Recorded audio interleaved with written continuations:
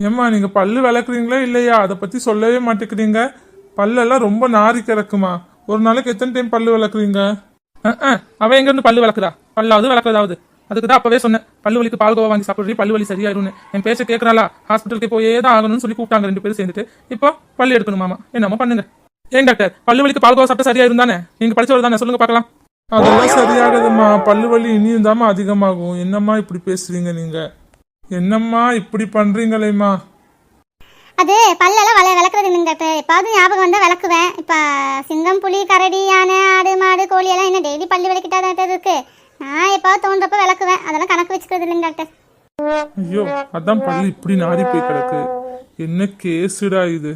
காலங்கத்தால என்ன வந்து தொலைஞ்சிருக்கு. சே.